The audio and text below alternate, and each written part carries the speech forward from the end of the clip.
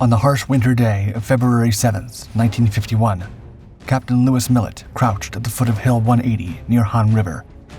The icy wind bit at his face as he surveyed the brutal landscape ahead.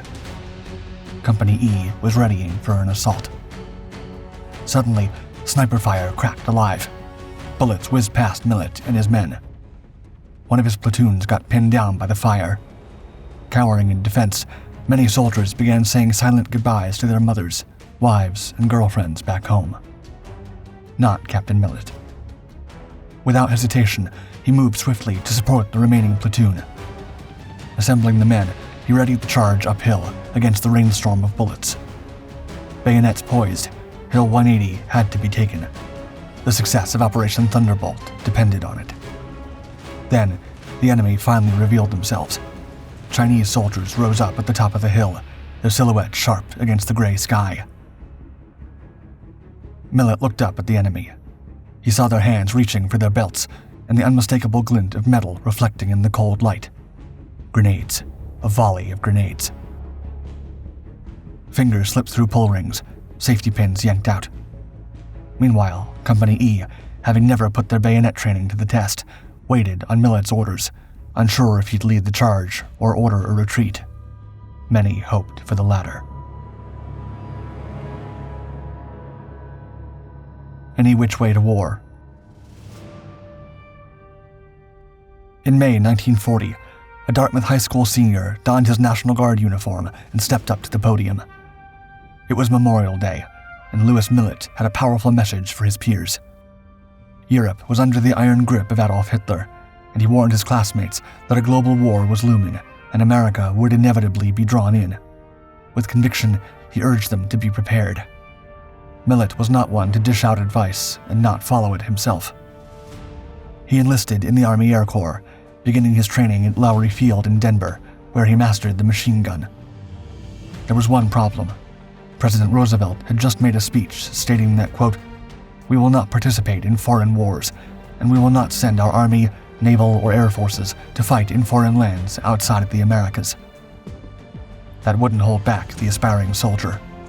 So, driven by a relentless desire to serve, Millett fled to Canada to join the Royal Canadian Artillery Regiment. But by the time he reached England with his Canadian comrades, the United States had finally entered the war. This allowed Millett to transfer to the U.S. Army. In August 1942, he was deployed to Ireland, joining the 27th Armored Field Artillery, 1st Armored Division, ready to play his part.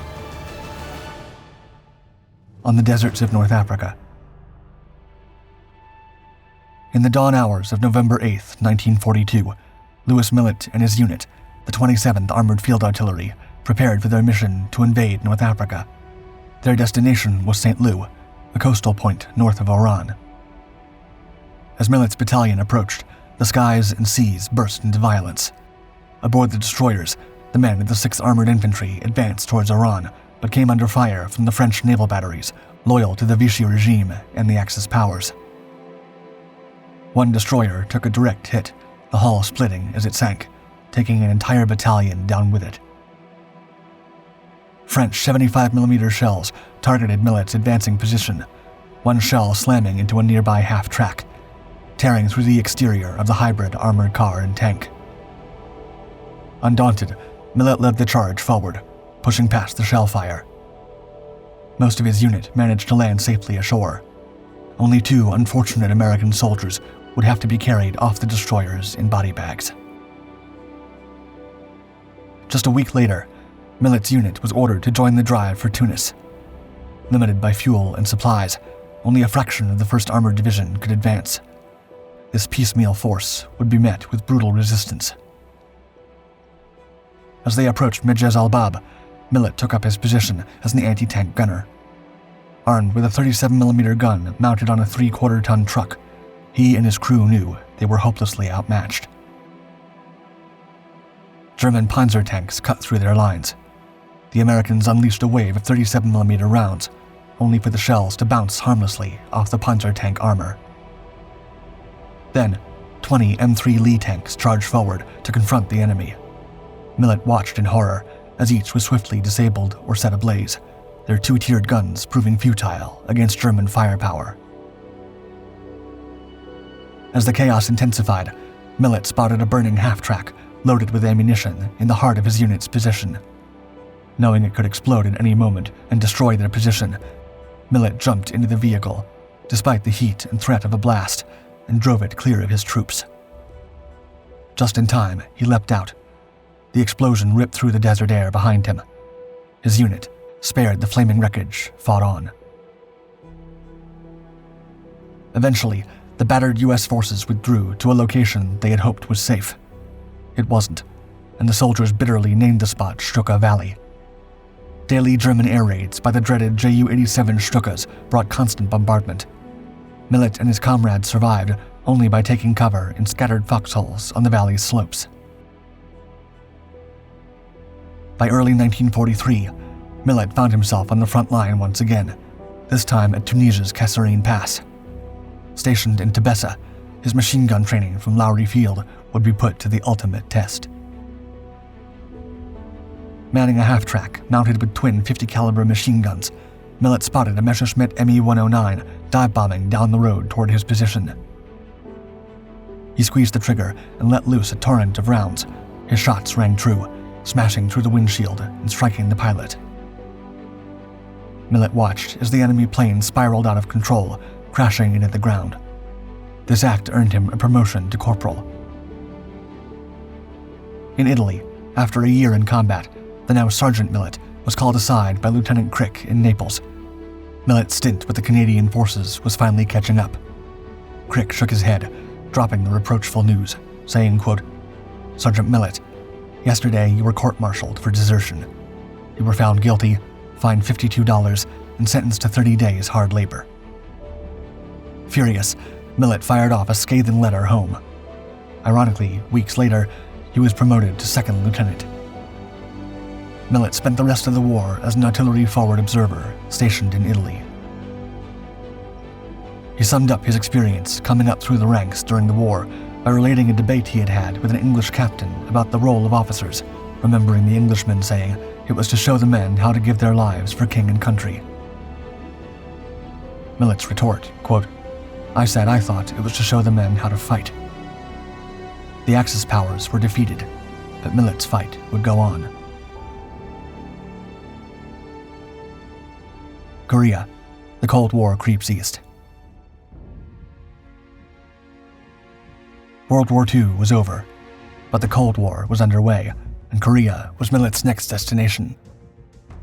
On December 5, 1950, Lewis Millett, recently wounded and unable to walk, was strapped into a tiny Stinson L-5 observation plane alongside Captain James Lawrence. The two flew low over the frozen Korean countryside when they spotted a downed South African fighter, a Mustang F-51, belly up on a rice paddy behind enemy lines. Captain John Davis, its pilot, was stranded. Lawrence angled the L-5 down, touching down beside the wreck. Millett jumped out and quickly lifted Davis into his seat, strapping the South African pilot in. Millett then hobbled out of the aircraft, ready to fend off the enemy alone. Just as the plane was ready to hit the skies, a Chinese patrol spotted them. The enemy patrol opened fire, bullets ricocheting off the thin metal of the L-5. Millett scrambled to get safely aboard, but couldn't. Lawrence executed a daring takeoff, ducking under fire. Lawrence sped Davis to safety, then roared back for Millett. But when he returned to the spot, Millett was nowhere to be found. Lawrence piloted the L-5 around the skies, desperately scanning the ground for his comrade. Finally, just before dark, he spotted a figure emerging from the shadows. Millett had survived alone, again, behind enemy lines. Back at camp, grateful South African pilots handed Millett a bottle of whiskey. After transferring to the infantry as commander of E Company, Lewis Millett wasted no time in implementing changes. Each squad received 2 Browning automatic rifles, or bars, and every soldier now carried 4 to 6 hand grenades instead of just 2. Around this time, they intercepted Chinese documents claiming that Americans feared hand-to-hand combat and cold steel. Incensed, he proceeded to order every rifleman to fix bayonets to their M1 semi-automatic rifles and keep them fixed at all times. He did the same, drawing on his Canadian training for bayonet drills. On marches, they practiced on straw bundles and thrust into mud banks, sharpening their readiness for close-quarters combat, which would soon be upon them. Operation Thunderbolt. On February 7, 1951, Captain Lewis Millett led E Company, approximately 100 men strong, on a crucial mission up the treacherous slopes of Hill 180 as part of Operation Thunderbolt. Supported by 2 armored tanks, the unit advanced cautiously, scanning the terrain for enemy activity. G Company was supposed to secure the left flank, but was delayed.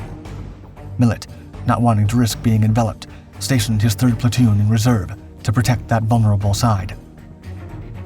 Then, the men of the 3rd platoon spotted movement atop Hill 180. Millett raced toward the armored vehicles. The 50 caliber machine guns roared to life, the deafening gunfire ripping through the still air. With the tanks laying down suppressive fire, Millett dashed back to the platoon positioned on the road to marry up with the left flank in the rice paddy. With bayonets affixed and grim fates darkening their faces, the soldiers charged across the slick, icy rice paddy. Millett's galvanizing shouts cut through the din of war as the men navigated the treacherous ground. They reached the foot of Hill 180, where an embankment offered crucial cover from enemy fire. As they prepared to ascend, dark globes began arching across the sky. The Chinese were lobbing hand grenades into their midst, the explosion sending dirt and debris into the air. Millett felt the sting of shrapnel bite into his shin, pain radiating through his leg. Recalling the piercing bite of steel, he said, quote, "It hurt like hell, being the shin, but I wasn't seriously hurt." Following his mad charge, the men surged forward, climbing the embankment. As Millett reached the midway point, he turned to assess his unit. The line had become ragged. Some soldiers had slowed, others had stopped to fire their weapons, not trusting the faithful edge of their bayonets. Dismayed, Millett felt a surge of frustration. He rallied his men back into action. In the chaos, Jim Chung, a Korean soldier in Millett's company, spotted enemy troops to the left. Chung opened fire, his rounds cutting down the enemy soldiers. Millett charged forward to engage an enemy anti-tank rifle crew. He locked onto his target. The V-shaped position of the enemy became clear. One soldier at the point, flanked by 2 others on either side. As he closed in, Millett lunged, plunging his bayonet into the gunner's chest, silencing him instantly.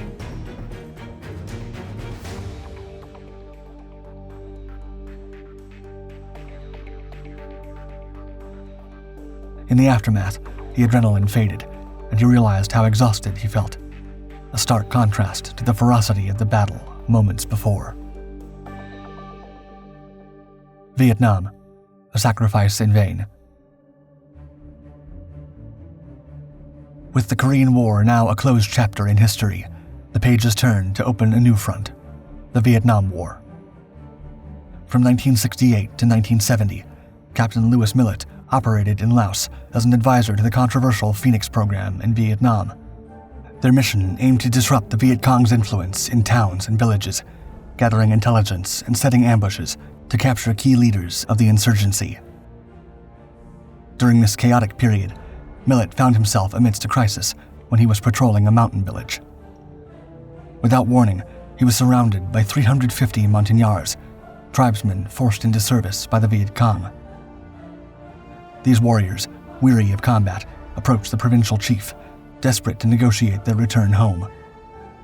Their commander, Ha Rat Sin, was paralyzed by fear. He believed he would be arrested if he attempted to negotiate. Recognizing the stakes and sympathetic to their desire to be free of the VC authority, Millett bravely stepped forward. He offered himself as a hostage to guarantee Ha's safe passage. The Montagnards converged, only feeling slightly more secure with their decorated American hero in captivity as insurance against the merciless Viet Cong. Eventually, they released Millett. But later, he learned of the Montagnards' grim fate. After the North Vietnamese takeover, they were summarily rounded up and executed. It was a heavy burden for Millett, who reminisced on the event by saying, quote, "One time in my life, I got people to stop fighting and be free. If I'd let them keep on fighting, they'd still be alive today." A hero above medal. Millett's military honors comprised the Medal of Honor, a Distinguished Service Cross, the Silver Star, 2 Legions of Merit, 3 Bronze Star Medals, 4 Purple Hearts, and 3 Air Medals. But when it came to awarding his valiant efforts in Vietnam, his heart was already turned off by the superficial glory of colorful metal trinkets, saying, quote, "I wouldn't accept any American decorations. I wasn't there for recognition for myself, but to help win freedom for a people."